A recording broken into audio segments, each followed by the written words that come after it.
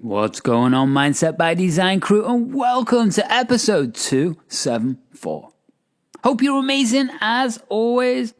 I'm sitting here in Scotland, and you know what? The more time I spend in Scotland, I love it. You know, it's so beautiful, and hopefully you listened to the episode that I put a couple of episodes ago, all about Scotland and traveling through it, and hopefully you enjoyed that if you've never been. And it's so interesting as I've traveled the world for 18 years, you know, and it's so interesting now to look back on all of those years and realize how actually free you were and are just to do whatever you want and travel.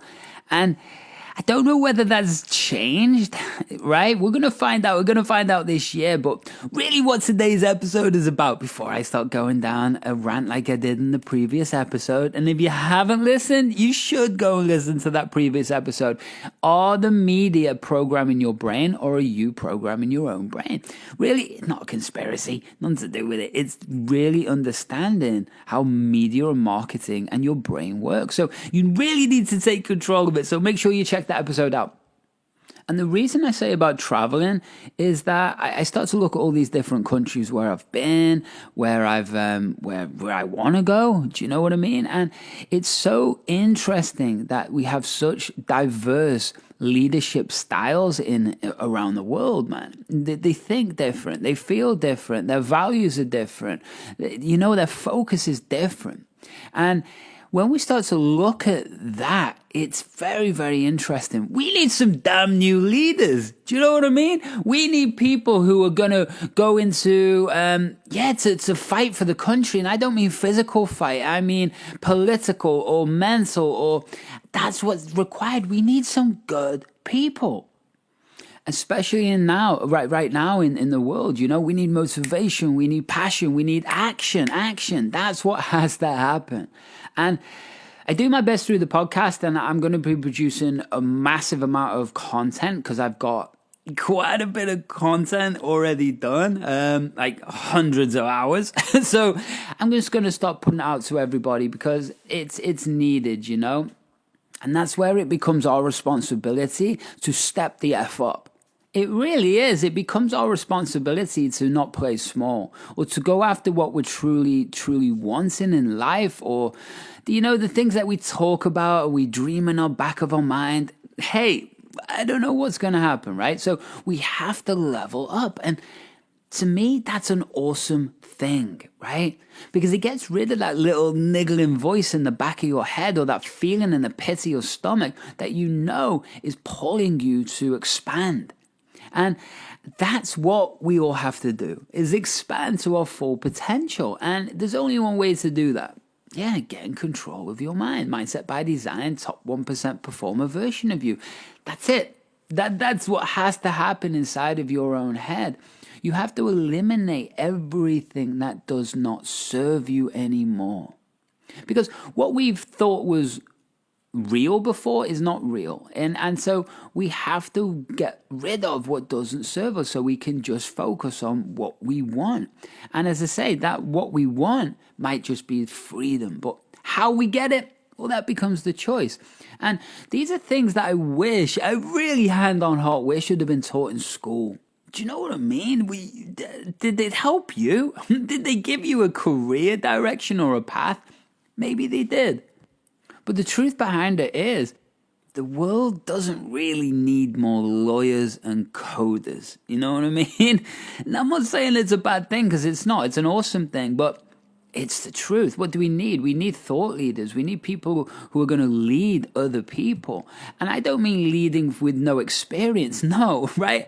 I want people who are already kicking ass to take responsibility for their journey and then help other people. And if everyone did that, then we'll grow, right? Standing on the shoulders of giants. But the challenge is we don't have too many giants to stand on right now. And so what this episode's about anyway, I was going through so many different topics to talk to you about, and I was going through past content and trainings and articles. And then I was just like, do you know what? Not everybody has heard a lot of these cool episodes that I've done from the past, right? We're going back to a year, 2 years. And this one's really cool. Because Something Napoleon Hill talked about in Think and Grow Rich was something called a mastermind alliance. And the way I teach it is 2 or more people dedicated to the common goal, the common good, in the spirit of harmony. It was a book that got passed to me. It was my very first personal development book, going back 18 plus years ago now, and game changer. But one of the things he spoke about, he had in his imagination a collective group of counsel that he used to refer to in his head. So he'd look at, in neurolinguistics, they call that modeling. So you'll be able to look at people's unconscious patterns, belief systems, values, and start to get an interpretation of how they see the world so we can adopt those behaviors. And that's what today's episode's about. It's really cool. I forgot I'd even ever made it. And these episodes took such a long time. They do. So it's basically what advice Steve Jobs, Elon Musk, and 48 other world-changing entrepreneurs have in common. Sounds pretty awesome, doesn't it? Good, it is.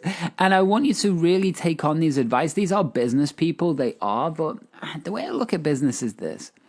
There's 2 ways we achieve greatness in business, okay? And if you're listening to this podcast in general and you're around me, there's only one way you're going to do this, right? And it's not the first thing I'm about to say. Because what I've found is working with, I've worked with billionaires, royalty, people who are running, like a $300 million business. I've worked down to startups with people who just got issues and just need to get going, or an idea that just needs to get out into the world. I've seen it all, thousands and thousands of clients, and created and become a high performer myself over the past 18 years. And I found a few things. And people who achieve greatness in category 1, right? Well, it's not really greatness, it's financial greatness. And what that means is they've used fear, pain, and trauma to push off or push away from what they don't want. Now, that becomes a beautiful motivator, but over time, it starts to eat you. You know what I mean? Because you constantly have to have negative patterns or motivators or drivers to create the emotion and the focus to stop procrastinating. But the thing is, that's what I've seen at the highest level, but you achieve amazing things. But there's a hole inside of you that you're trying to fill. And I've seen this with Hollywood producers, I've seen this with actors, I've seen this world champion athletes, I've worked with them all, and it's amazing to see. But true greatness doesn't come from insecurity. True greatness comes from alignment, passion, going in to achieve a mission that you really want to achieve. That's greatness, right? And that's what people do when they're around me. So if you could create the impossible, just imagine what is possible. That's my mission in life, And so what I want you to do today is listen to all of these incredible people, as business is simply a mirror and it reflects your journey and growth inside. That's it. That's really it. And when you start to understand that, what these little sound bites are going to do is they're going to create little screenshots or little blips that are going to go in your head. Now, all of them you're going to remember, but you're definitely going to remember a lot of them, and you're going to get some ahas. So as you're going through this episode, what I want you to do is simply listen, right? And refer to your own life and circumstances. You might want to press pause. You might want to get some ahas. You get the idea, right? So just before we jump into the episode, if you're new to Mindset by Design, then welcome. Always awesome to have a new listener. We've been going for over 5.5 years, done over 1.5 million downloads, and had some incredible world-class guests on this show. What else? Well, we're all about creating new behaviors, new ways of thinking, feeling, and acting using NLP, which I'm a world-class expert at, neuroscience, and creating my system's neural retraining. guess what else we use? We use working with the conscious mind, unconscious mind, behavioral psychology, anything that creates absolute change in the results that you want, including a sprinkle of spirituality. So that's the episodes, and that's the podcast. So I want you to use this a little bit differently from the other shows. I want you to use this as like a library. If you scroll back, you find a topic that lights you up and listen to it. They're like mini sessions, a lot of them. And I want you to adopt that so you can take action right now. And speaking of taking action right now, guess what? There has never, ever, ever been more of a time for you to level up than now. True or true? True, right? So, two types of people. I hope you're listening. We got one type of person who's kicked ass in the past. They've dipped in results, or I'm not sure how to get to the next stage, or they want to level up, right? If that's you, keep listening. Second type of person, your business is blowing up right now, and you want to make sure that you're able to optimize your brain to make sure that you are performing 24 hours a day, 7 days a week. And if that resonates with you, then keep listening, because as I say, I'm full right now, but I am taking applications. I can only take so many people myself for private coaching, but yeah, they've got some crazy discounts on now, and I'd advise just applying, right? Because then you're in the books, and I will let you know when a spot is available. So it doesn't matter what level of the game you're playing at. If you're just trying to get going, or you are running a $300 million business, doesn't matter. I can optimize you like you didn't know was possible. Fact. What else we got? Got some awesome trainings coming up in the Mindset by Design Incubator group on Facebook. Jump in there. We got over 3,000 people all kicking ass. What else we got? Make sure that you are grabbing your world-class performer audio. Yep, that's to set your mornings up like you had no idea was possible. That's it. On the back end of that, make sure you're getting that, because your mornings and your days will never be the same. They're going to be incredible. The other side of this is I want you to, we're a week or two behind still, but we're getting ready to launch the Top 1% Performer. The webinar is done. Everything's done. We're just finalizing a few things. And then guess what? You're going to want to be in this, because this is, it's special. It's very, very special. And it's affordable to most. So you're going to want to jump in that. But until then, hit those show notes up, click those links, level up time, and I'm excited to see you and chat with you very, very soon.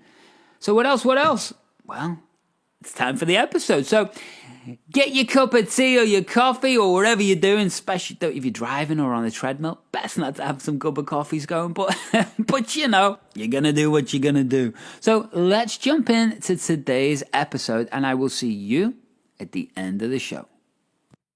Welcome to the Mindset by Design podcast with your host, the expert Andy Murphy, where you will learn the tips, tricks, and strategies he teaches his world-class clients to give you the skills to dominate any business.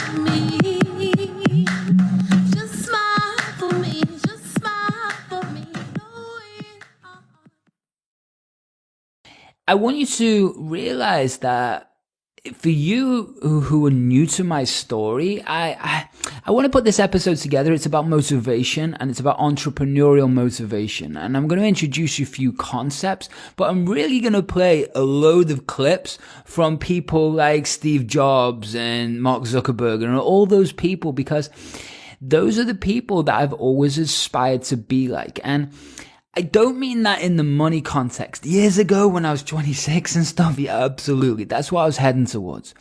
But as I've got older, my priorities have shifted. The things I value shift. I also have become very, very aware of the consequences, good and bad, to actually pursuing to get 100 million or $1 billion or something extreme like that. There's a lot of other sacrifices in your life you have to make.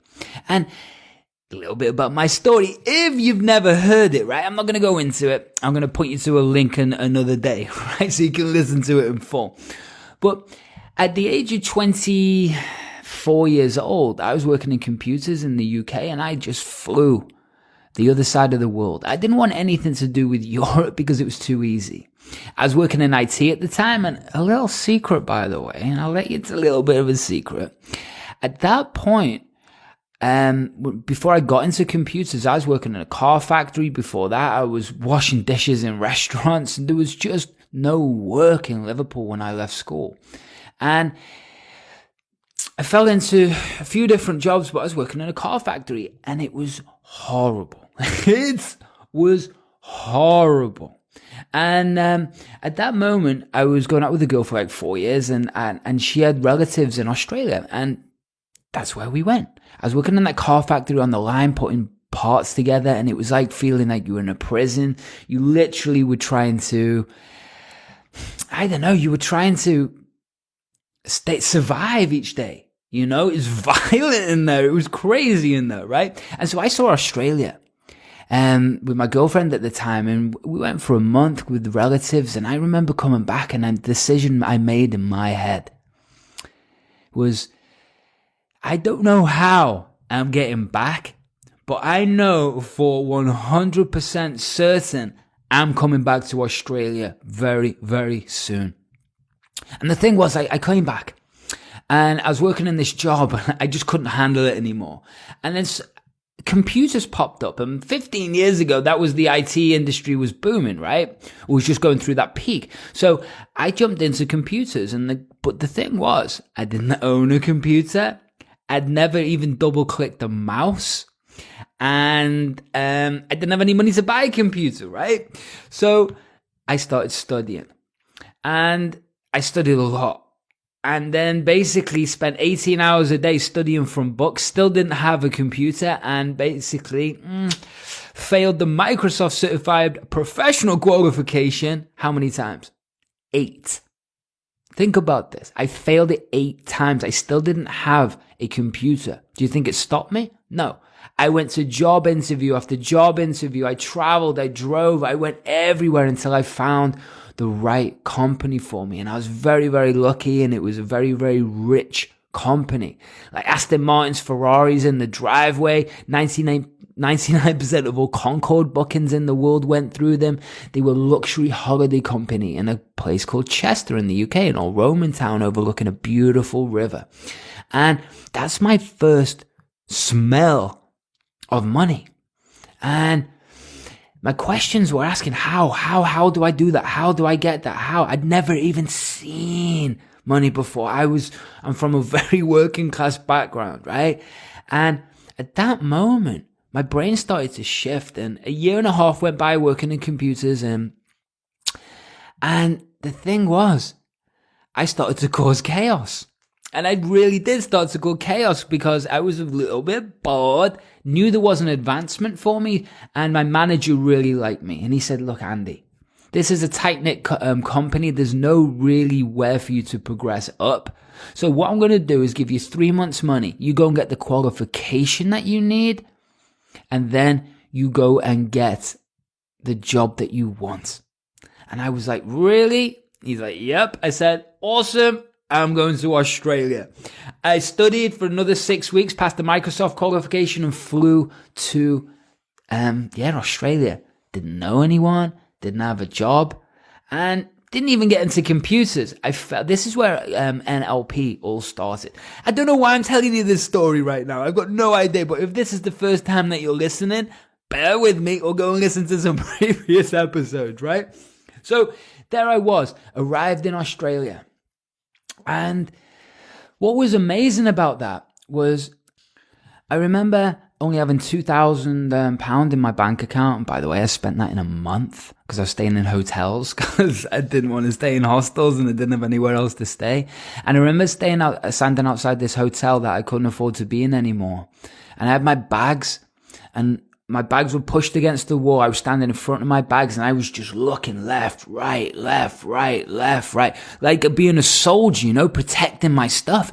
And then I had this huge aha moment. And the huge aha moment was, I'm the only person doing this, being this angry, being this stressed. And I started to relax. And I also know I needed to find work fast. So I got some agency work and we were on the phones and stuff. Never done anything like that before. And then I went, right, where do I really want to work in the whole of Sydney in Australia? And I went, I want to work in Armani, Versace or Hugo Boss. Honestly, this is what I said to myself.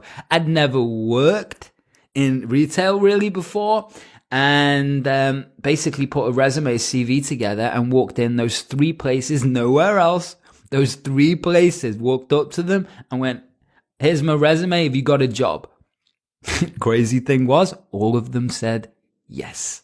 Right there, right then, they said yes, right? Maybe I was better looking when I was younger or something, right? And then I worked at Armani because I was into labels back then, full of ego and stupidity. And that's where my life changed. Because I went out to a party, and it was a private party in an amazing place, obviously in Sydney, an exclusive place. And there was a gentleman there. And he said to me, he goes, I'll get you a job, buddy. And I said, yeah, whatever, mate. Here's my number, whatever. And he goes, I will, mate. I'll phone you tomorrow. And I was like, whatever. And he did. And that job interview was where I first started learning sales. It's where I was introduced to NLP, Neuro-Linguistic Programming. And within the side of 5-6 months, I became one of the top performers in Australia. Then we got headhunted to New Zealand to work in investment real estate because that was blowing up back then. And I came in within 6 weeks. I was promoted to manager, then started to break every sales record, closed everything in the company, then headhunted to multiple companies, breaking every record in every company. And then time went by and I got bored basically. Like for example, the sales record was like 9 sales in a row. So 9 individual clients, individual property sales. I came in and closed 24 in a row, right? So destroyed all of these records and did that in multiple companies. And this is where I developed the skill for neuro-linguistic programming. And I'd seen up to like 2,000 people at that stage, right? After a fair few years of doing it. And I knew I was the best at what I did, but I also was getting very, very bored. By the way, I was working 2 days a week, earning great money, but was stressed and anxious all the time because it wasn't in alignment with myself. And what happened there, my friend bought a newspaper clipping back from Dubai. I remember this little piece of paper and it said on it, the Worldwide Property Fair. And I was like, I'm going to take Australian and New Zealand real estate over to Dubai. This is 26 years old. And guess what? I'd never built a business before. So I went to a guy who was working with me, a much older guy, who allegedly was very, very retired from real estate. And I went to him for advice about a business plan. And he knew who I was, my reputation. And I sat down with him in his house, and good guy and all the rest of it, got on well with him. And he was putting a project together to build a resort in Fiji. You know, it was all theoretical at that point from his side. And he was like, well, why don't we take this project, your idea, and blast it and let's go to Dubai and sell it down? And I was like, then all these numbers, when you start to see numbers and zeros wrote down, especially at that age, it changes things. It gets me excited and motivated. And guess what we did for the next 6 months? We built this project, right? And we did take that over to Dubai, and we were selling it down next to the Palms, Dubai Land, the Burj Khalifa, which is the biggest building in the world. And we were selling it down all off the plan. Next to all these people, I met the Sheikh over Abu Dhabi who was actually looking at, like, he came over and said to me, how much for the whole island? And I was like, I don't know. See, people playing at different levels. That would have been like 100 million or something, right? And we came back. Everything was going great. And that point, I went to work for my business partner in his company. And that's where everything went wrong, because my dad also invested money, and my business partner thought it was awesome not to give me any business and also steal all my money. So that sent me into bankruptcy. It sent me into a nervous breakdown, and I lost every single thing in my life. my second 5 Series BMW, my house, my investment property, my professional model as a girlfriend, right? All gone. Gone. Think about that, right? Earning great money, beautiful life, gone. And I moved into the basement of a gym. Yeah, training and fighting MMA every day, which was a lot of fun. It really was. I loved it, but it's not fun to not be able to afford food, not to be able to afford rent and bills. That's a horrible situation, right? And at that point, and the whole purpose in why I'm telling you this big, long story was because that's where I rebuilt my life. With pure intent, with pure focus. And this is what I was saying in this Facebook post the other day, right? Well, yesterday, actually. But my point is, I remember sitting there in that room and I said to myself, okay, Andy, listen. You know you're good at what you do. You've seen over 2,000 people face to face. You're one of the top in the country. If not the top in the country, you know what you can do. So now what? You're going to stay here? You're going to continue having this type of life? Now what? What is it you want? And honestly, this image is so vivid in my head. So vivid. And it was, the little voice said, what is your perfect day? Forget money. What is your perfect day? How would you want to spend your day? And back then it was like, well, I want to be able to travel anywhere I want in the world. I want to be able to earn $1,000 sitting from my laptop, sitting on the beach. I want to be able to work with UFC fighters and professional fighters. I want to, right? And all of this started to come. And then I wrote, what are the top 10 things I would be most excited to do each day? And I wouldn't even give a shit if I got paid or not. And I wrote all those things down. And then magic started to happen. It really did. And it's a longer story and I'm not going to go into it. But basically, through synchronicity, I borrowed money instead of going to a job in Hong Kong to work for one of the largest real estate developers, which, by the way, they'd interviewed me 2 or 3 times and they wanted to fly me over that week. But my intuition kicked in and something didn't feel quite right. And instead, I borrowed money and flew to LA for 5 days for an NLP course. And that's where everything changed. And I came back from to New Zealand. I trained up for a fight. I fought and then left back to Australia, left back to America and the UK and started to get qualified and really took my NLP game to the next level. And my first client became Brazilian Jiu-Jitsu world champion Steve Oliver from New Zealand, which is UFC fighter Mark Hunt's coach.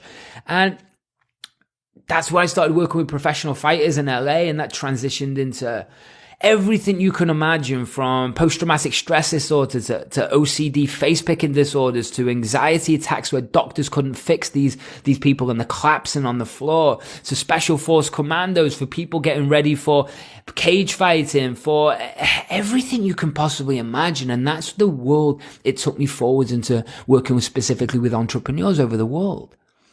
And this is my journey. And why do I tell you this? Because now I'm recognized as one of the top people in the world in neurolinguistics and this type of coaching. And it's pretty amazing when I look at my resume from working with Saudi Arabian royalty to people who are worth 100 million to everyone else in between. You know, go to mindsetbydesign.co/about to see everybody. But it's amazing. And the reason why I'm telling you this is not to say I'm awesome, but the opposite is to say you can be awesome too, right? You can live any goddamn life you want. It's not an excuse to stay where you are, right? Rant over. Don't know where that came from, but whatever. It's out, right? So hopefully that inspired somebody. But the point is, I want to motivate you. And today what I'm going to do is I'm going to play a clip. And I'm just going to, in between each clip, and they're only very, very short clips, but each clip I'm going to announce who the name of the person is about to speak, who's going to drop that wisdom on you, right? Sound good? Beautiful. Beautiful, beautiful. So, shake it out. There's the rant over. Okay, crew, just before we actually jump into this, I just want to let you know there's actually, I just added them up, there's 50 clips. Don't worry, they're only like, some of them are like 20 seconds long, but there's still 50 clips. So you're going to hear me introduce 50 people. But there's some brilliant advice in here. I mean, we're talking some of the best entrepreneurs in the tech industry and everything else in the world right now. So hope you enjoy. See you at the end. The first clip is by the one and only Jeff Bezos from Amazon. Do something you're very passionate about, and don't try to chase what is kind of the hot passion of the day. Now, Steve Jobs. People say you have to have a lot of passion for what you're doing, and it's totally true. And the reason is because it's so hard that if you don't, any rational person would give up. It's really hard, and you have to do it over a sustained period of time. So if you don't love it, if you're not having fun doing it, you don't really love it, you're going to give up. Pierre Omidyar from eBay. So just go and do it, try, learn from it. You'll fail at some things. That's a learning experience that you need so that you can take that on to the next experience. And don't let people who you may respect and who you believe know what they're talking about, don't let them tell you it can't be done. Because often they will tell you it can't be done, and it's just because they don't have the courage to try it. Michael Dell, founder of Dell Computers.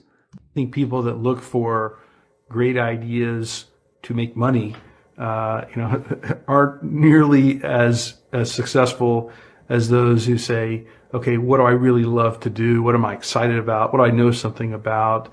What's kind of interesting and compelling? Sergey Brin from Google. It's very rewarding when you work on something you think is going to make a big difference. And it's a little bit harder, but I think the passion that one might bring with it brings so much more energy to that you're more likely to succeed. Biz Stone from Twitter. You have to have an emotional investment in what you're doing. If you don't love what you're doing, failure is pretty much guaranteed. Success is not guaranteed by any means, but failure is much more likely if you don't love what you're doing. Gary Vaynerchuk. If you know exactly what you want to be, you need to spend as much time with people that are actually that already. Daniel Elk from Spotify. One of the things that I do is I question a lot of things. And you can do that in a good way and a bad way, but hopefully if you try to get people to motivate why they're doing something and their way of thinking, the worst thing you can end up with is a situation where you get told, well, this is the way it's always been. Mm-hmm. That's the worst ever. That's a non-answer. Instead, ask yourself, given everything we have today, is there a way we can make this better? Kevin Rose, Dig. And so when we're coming up with ideas, we always ask ourselves, what kind of new market is this creating? And then also what part of my day and what problem is it solving? And so I've gone as far as taking an entire catalog of my day from the moment I open my eyes and writing down every single thing I do. And then asking myself, is there something here? If you're not coming up with 10 ideas a day, that's why I have this thing. If I'm not filling up this page every single day, then my idea muscle will atrophy. And I started this in 2001, and I still do it every single day. You have to come up with ideas every single day, or the idea muscle atrophies. The good news is, after about 6 months of doing that, you're like a machine. People get surprised at how many ideas you could just have anywhere. James Altucher, Stock Picker. But understand that naturally nobody is interested in your idea. The world could care less, and you have to persuade them, and you have to show that you're the one person out there that can do it. Robert Kiyosaki from Apple. When it comes to changing the world, what I learned from Steve Jobs is, if you believe in a Macintosh, if you believe in iPhone, iPod, iPad, if you believe enough, then you will see it. Because other people will believe in it. Other people will create software. Other people will create products. So you need to foster the belief in what you are dreaming so that it becomes a reality, which is very different than saying, I don't expect anybody to believe it until I see it. You need people to believe it before they can see it. Steve Wozniak from Apple. Don't necessarily think that you have to have the home run and the huge Apple computer on your first start. I spent a long time in my life with skills just building little devices for fun. For fun is one of the key things, because that drives you to think and think and think and make it better and better and better than you ever would if you're doing it for a company.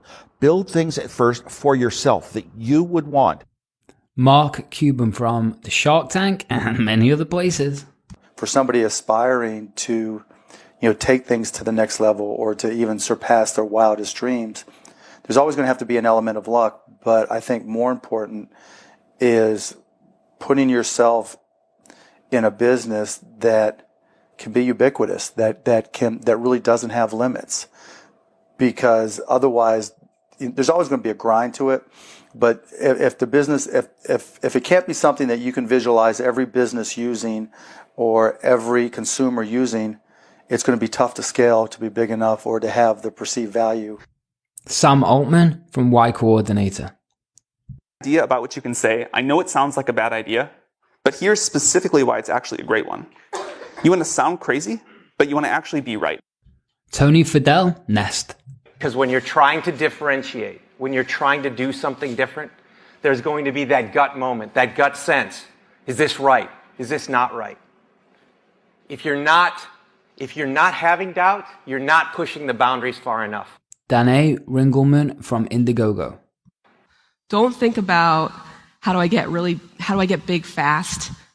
That will happen if you actually build something super meaningful and super important. So don't think about, what is the quickest way to success? Think about what is the best way to building something important that the world really needs.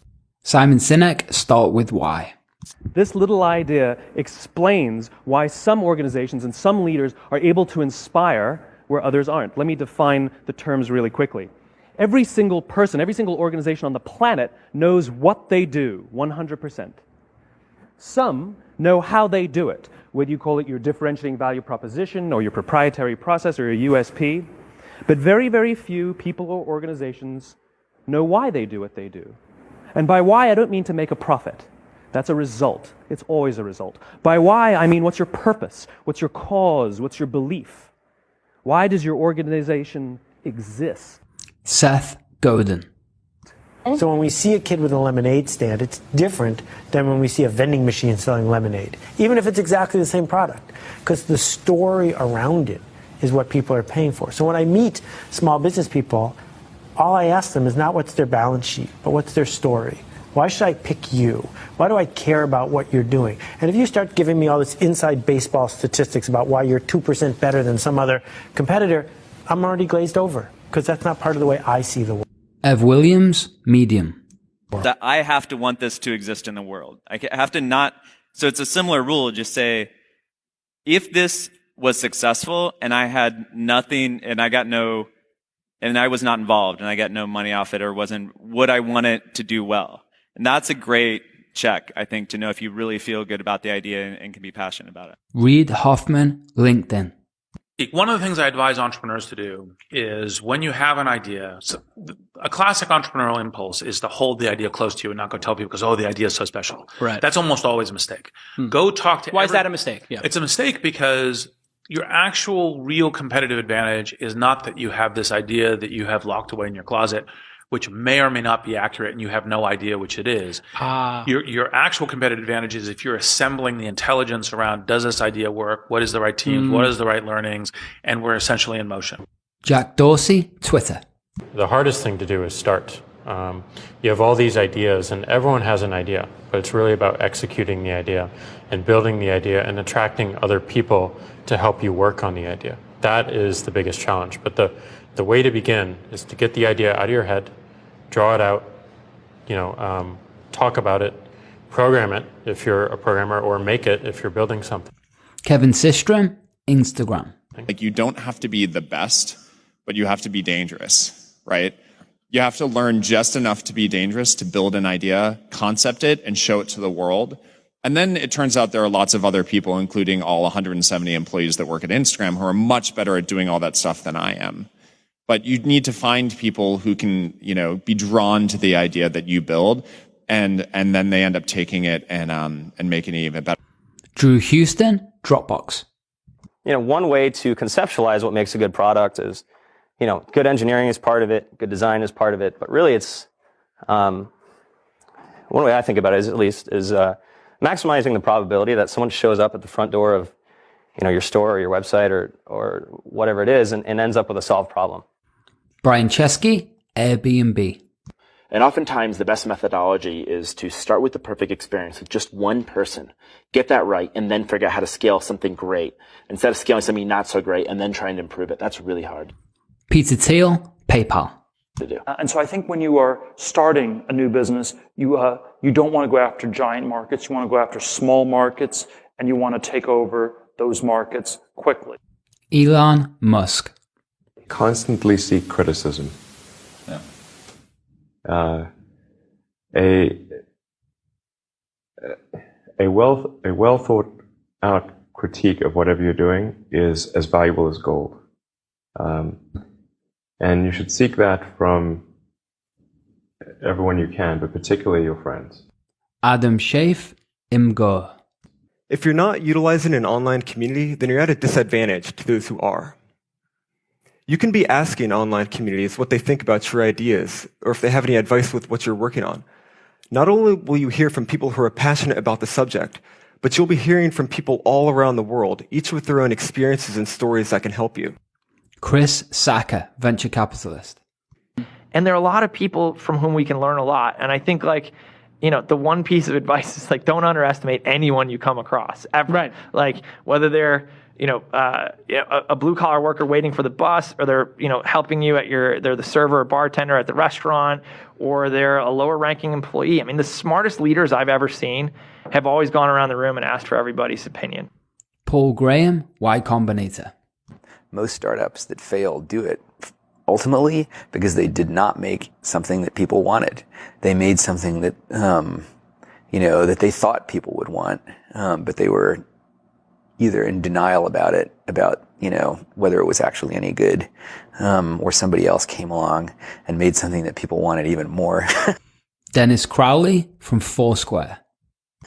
The best piece of advice that we've figured out as we've been doing Foursquare is not to let other people distract what you're doing. There's always haters that say, your idea is stupid, this idea is never going to work, don't even bother doing that because someone else is going to do it before you do.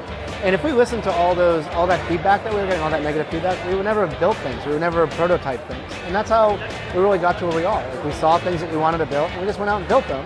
And it turns out when you build stuff that you like to use, there's a good chance that there's thousands of other people that want to use it too.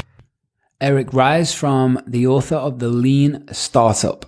And so it's not just about doing focus groups. It's not just about double checking your vision. It really is about integrating this concept of testing our ideas rigorously throughout the product development process, throughout the marketing process, even as we scale up. Leah Busk from TaskRabbit. But what you really need to do is think about what is the smallest possible test that I can run for this idea, for this concept, for this theory, get it out there, and get customers using it. Because your customers are going to be the ones to tell you if it's really working or not. Anthony Casalina from Squarespace. Like there's almost this expectation that you have to have in your mind this sort of, I'm going to change the world, sort of make a dent in the universe kind of ambition, right? But it's actually okay early on to just kind of solve small problems in layers until you actually get to a point where you have the capacity to do that. Alexis Ohanian from Reddit. What this all comes down to is doing something exceptional for your users, whether it's in community, whether it's in connection, or whether it's in design. This is our big advantage as a startup, is that we can actually get away with doing this. We can make this the core part of why we're doing business. Jason Fried from Basecamp. I think you should be spending your money on teaching and sharing. And so that might mean hiring a writer or two, perhaps, instead of a marketing person. And start writing and start getting people to listen to what you're saying. You can't talk about yourself all the time because no one's going to come back for that. But you have to talk about things that are relevant to your industry or ideas that you have and start to build that audience up. Palmer Luckey from Oculus Rift. I do think that one thing that's important is, especially if you're a founder or a technical founder, is to realize that you can't do everything. And even if you can, you shouldn't. Naval Ravian from AngelList. You should find a great partner, no matter what it is that you're doing. And you should look for someone who is very high intelligence, very high energy, and very high integrity. And you need all three of those. You can't compromise on any one of them. Otherwise, you'll end up with either someone who's not smart, which does you no good, or someone who's not hardworking, which also does you no good. Or the worst case is you end up with a smart, hardworking crook who ends up working against your interests. And integrity is something that takes a lot of time spent with someone to figure out. Ben Sibberman from Pinterest. The most important thing when you're working with people early is that you guys line up on what your goals are. That sounds really basic, but you can totally, it can be fine. You can want to build a small business that makes money and you don't have to go to an office every day. Or you can want to build a huge company. You can want to build Google. But I think you have to be really, really aligned on that. Tony Hesias Zappos. When a lot of corporations have, they might call them core values or guiding principles or so on, but the problem is usually they're very lofty sounding. They kind of read like a press release the marketing department put out. They sound just like their competitors, and maybe you learn about it on day one of your job, but then it becomes this meaningless plaque on the lobby wall. Well, we wanted to come up with committable core values, and by committable, meaning we're willing to hire or fire people based on those values, completely independent of their actual job performance. Andrew Mason from Groupon. The definition of values is they're the behaviors or principles that you religiously adhere to within your company. And when I say religious, I mean that no amount of data will sway you from those principles. And the degree to which that you have the courage to maintain your conviction around those ideas is the degree to which you're going to be successful over the long term. Sir Richard Branson. A company is simply a group of people. As a leader of people, you have to be a great listener, you have to be a great motivator, you have to be very good at praising and looking for the best in people. People are no different from flowers. If you water flowers, they flourish. If you praise people, they flourish. And that's a critical attribute of a leader. Alex Lejeune, SoundCloud. So I kind of like half jokingly with a lot of people say that, my job is basically like to be the assistant for the rest of the company. Like my job is to make sure that like you have what you need, that it's and basically you have everything you need to kick ass. Like that's my job. If you don't have that, then let me know because I'm not doing my job. Justin Kahn from Justin.tv. There are a lot of things that are outside of your control. A lot of external circumstances will determine the success of your idea, whether the market timing is right for this new kind of service, or whether people, whether a customer, like the economy is right for your kind of service, right? Whether you meet the right people who will finance your company. Many external circumstances are like outside of your control and but will affect the outcome, and you have to be okay with that. Jessica Livingston from Y Combinator. Another quality that I think is important is kind of being flexible-minded or open-minded. I'm not saying you shouldn't have a vision for your idea or your product, but you need to be open to changes. Facebook founder Mark Zuckerberg. So many things go wrong when you're starting a company, and often I think people ask, what mistakes should you avoid making? And my answer to that question is don't even bother trying to avoid mistakes because you're going to make tons of mistakes, right? And the important thing is actually learning quickly from whatever mistakes you make and not giving up. Right, and I mean, there are things every single year of Facebook's existence that could have killed us or made it so that it just seemed like moving forward and making a lot of progress just seemed intractable. But you just kind of bounce back and you learn, and nothing is impossible. You just have to kind of keep running through the wall. Mark Andressian. The two things we really zero in on people are, two things. They sound simple, they end up being very difficult. Courage and genius. Courage is the one we talk about a lot because it's the one that people can learn. Courage, which is to say not giving up in the face of adversity, just being absolutely determined to succeed, is something that you can like force yourself to do. It can be very painful. You can force yourself to do it. The genius part is a little bit hard to force yourself to do. Courage without genius might not get you where you need to go, but genius without courage almost certainly won't. Dustin Moskovitz from Facebook. And I think the reality is just, not quite so glamorous. There's there's an ugly side to being an entrepreneur. And also just more importantly, what you're actually spending your time on is just a lot of hard work. Sam mentioned this, but you're basically just sitting at your desk, heads down, focused, answering customer support emails, doing sales, figuring out hard engineering problems. So it's really important that you kind of like go in with eyes wide open. And the final two. Should we do a little drum roll? So, Tim Ferriss.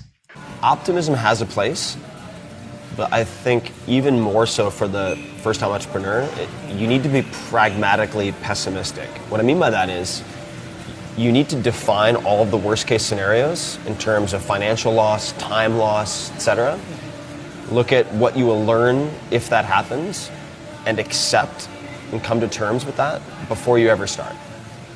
If you don't do that and you go straight into battling the world, trying to conquer the world with rose-colored glasses on, the first time you hit a major hiccup, you're going to become really demoralized and you will quit. And the final one, Emmett Shear from Twitter.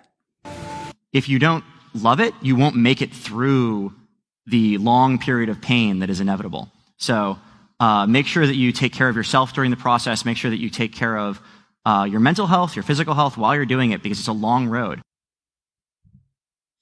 So, Mindset by Designers. That was a ride, wasn't it? Imagine what it's like for me.